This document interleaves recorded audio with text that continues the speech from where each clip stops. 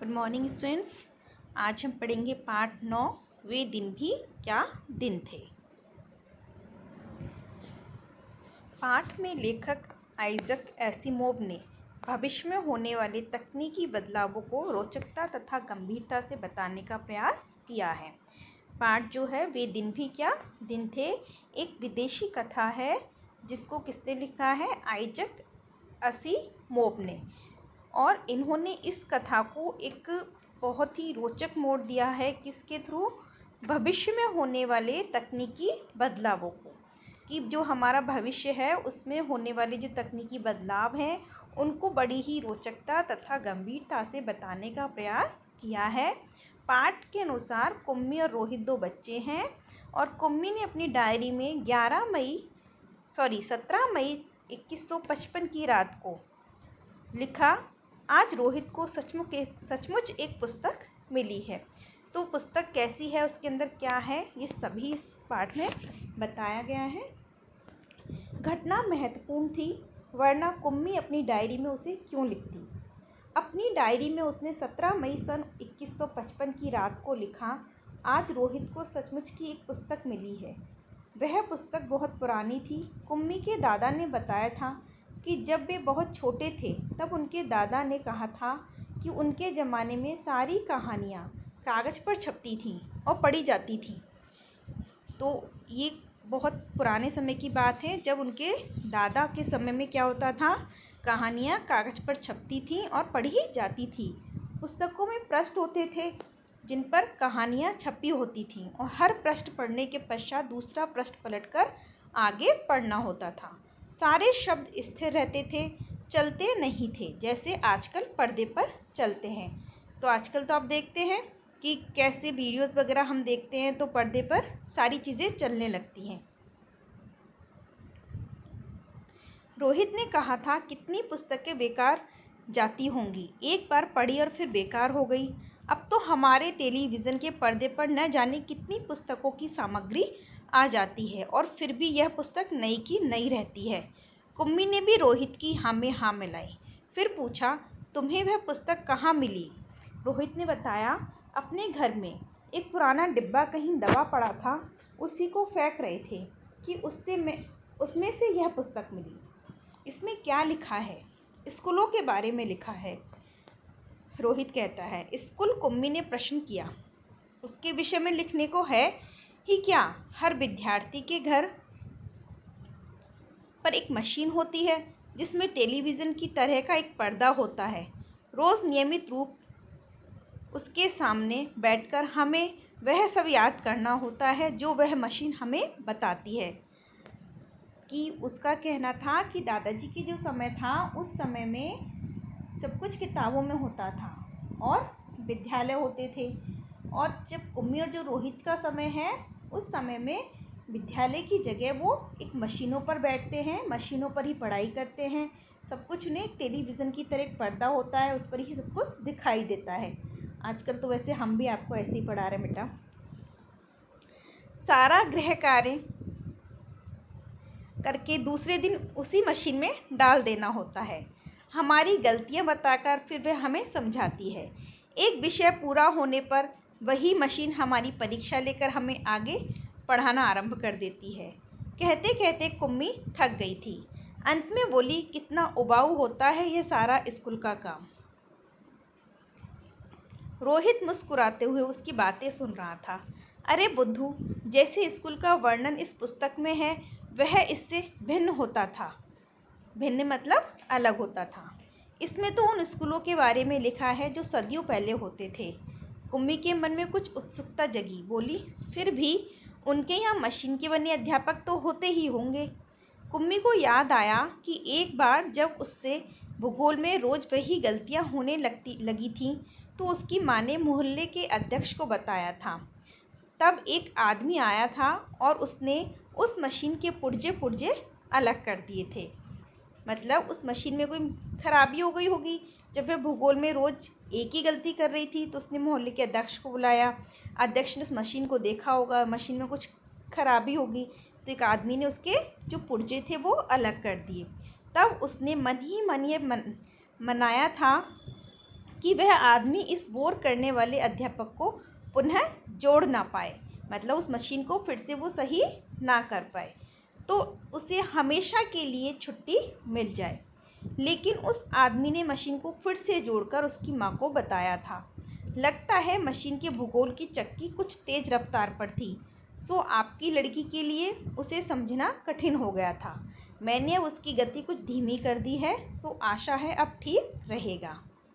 पुर्जे क्या होते हैं? मशीन में जो छोटे छोटे टूल्स वगैरह लगे होते हैं अलग अलग, उनको बोलते हैं।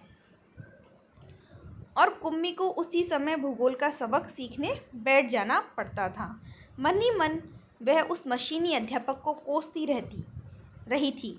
तभी रोहित ने कुम्मी के सोचने के सिलसिले को तोड़ा। मतलब ये सब कुम्मी सोच रही थी। बोला, हाँ, तब अध्यापक तो होते थे, परंतु मशीन नहीं, स्त्रियां और पुरुष होते थे। क्या कहा?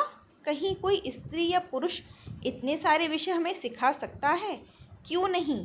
वह बच्चों को सारे विषय समझाते थे, गृह कार्य देते थे और प्रश्न पूछते थे। अध्यापक बच्चों के घर नहीं जाते थे, बल्कि बच्चे एक विशेष भवन में जाते थे जिसे स्कूल कहते थे।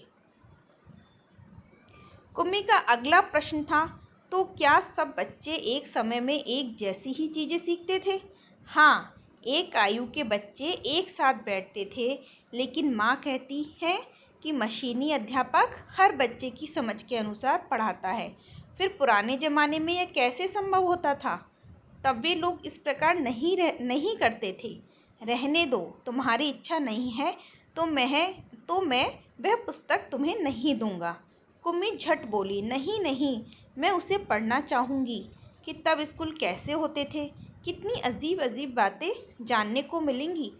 इतने में अंदर से माँ की आवाज़ सुनकर कुम्मी बोली, लगता है सबक का समय हो गया है। मतलब यह है बहुत अपने इस समय से बहुत पहले के समय में ये बच्चे हैं जहाँ ये मशीनों से पढ़ रहे हैं, मतलब भविष्य में आने वाले समय में कि ये मशीनों से पढ़ रहे हैं। और जो पिछला समय था उसमें विद्यालय होते थे, पुस्तकें होती थी, उन सब का इनको नहीं पता। मतलब आने वाले कितने समय में 2155, मतलब कितने साल पहले आगे जो आने वाला है, इन फ्यूचर। रोहित भी उठा और अपने घर की ओर चला गया। कुम्मी अपने घर की ओर चली गई। अंदर मशीन आगे का सबक देने को तैयार थी। सबक मतलब पाठ। मशीन से आवाज़ आनी आरंभ हो गई। आज सबसे पहले तुम्हें गणित सीखना है। कल का होमवर्क छेद में डालो। कुम्मी ने वैसा ही किया। वह सोच रही थी कि कितने अच्छे होते होंगे वे पुराने स्कूल, जहाँ एक ही आयु के सारे बच्चे हंसते खेलते कूदते स्कूल जाते होंगे और पढ़ाने वाले पुरुष और स्त्रियां होते होंगे। इतने में मशीन से स्वर आना आरंभ हो गया था। स्वर मतलब आवाज़। और पर्दे पर चलते हुए अक्षर एवं अंक आने शुरू हो गए थे। और कुम्मी सोच रही थी कि तब स्कूल जाने में कितना आनंद आता होगा, कितने खुश रहते होंगे सारे बच्चे।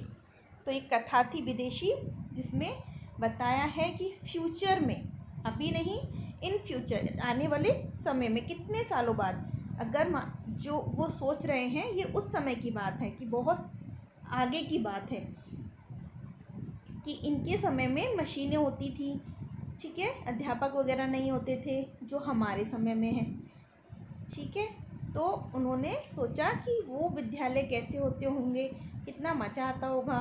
तो ये तो आप सबको भी बहुत मज़ा आता है जब हम विद्यालय जाते हैं, स्कूल पढ़ते हैं। आगे हम इसके अभ्यास प्रश्न देखते हैं। कुम्मी के हाथ जो किताब आई थी वह कब छपी होगी? उत्तर है, वह किताब सदियों पहले छपी होगी। रोहित ने कहा था कितनी पुस्तकें बेकार जाती होंगी, एक बार पढ़ी और फिर बेकार हो गई। क्या सचमुच में ऐसा होता है? उत्तर, वे ही पुस्तकें बर्बाद होती हैं जिन्हें लोग पढ़कर फेंक देते हैं या कबाड़ी वाले से बेच देते हैं। यदि पुस्तकें पढ़कर उन्हें हिफाजत से रख दी जाए तो वे कभी बर्बाद नहीं होती, बल्कि पीढ़ी दर पीढ़ी पढ़ी जाती हैं और उनकी उपयोगी बातें जीवन में उतारी जाती हैं। आप भी देखते हैं पुस्तक हम पहले हमने पढ़ी, फिर हमारे भाई ने, फिर हमारी बहन ने, छोटी बहन ने पढ़ी, तो देखते हैं कि वही पुस्तक हम कितने लोग पढ़ लेते हैं। तो कभी पुस्तकें खराब नहीं होती। कागज़ के पन्नों की किताब और टेलीविज़न के पर्दे पर चलने वाली किताब, तुम इनमें से किसको पसंद करोगे और क्यों? मैं कागज़ के पन्नों की किताब पसंद करूँगा, क्योंकि इससे कभी भी पढ़ा जा सकता है। इतना ही नहीं, ऐसी किताबों को एक से अधिक बार भी पढ़ा जा सकता है, किस्तों में भी पढ़ा जा सकता है। ये सारी बातें टेलीविज़न के पर्दे पर चलने वाली किताब में नहीं मिलती। तुम कागज़ पर छपी किताबों से पढ़ते हो। पता करो कि कागज़ से पहले की छपाई किस किस चीज़ पर हुआ करती थी। उत्तर है, कागज़ से पहले की छपाई पत्तों, ताम्रपत्रों और लकड़ी पर हुआ करती थी।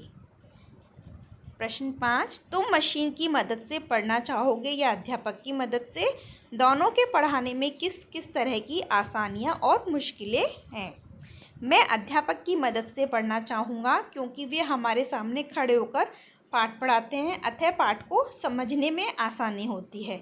यदि हम एक बार में कोई बात नहीं समझ पाते तो अध्यापक हमें दोबारा समझाते हैं। पढ़ाने के क्रम में यदि वे हमें डांटते हैं तो प्यार भी दिखलाते हैं। कक्षा में एक अपनापन जैसा माहौल छा जाता है। मशीन की मदद से पढ़ाई में ये सारी बातें नहीं होंगी। ऐसी पढ़ाई उबाऊ भी हो सकती है, मतलब बोर करने वाली। नीचे कुछ वस्तुओं के नाम दिए गए हैं।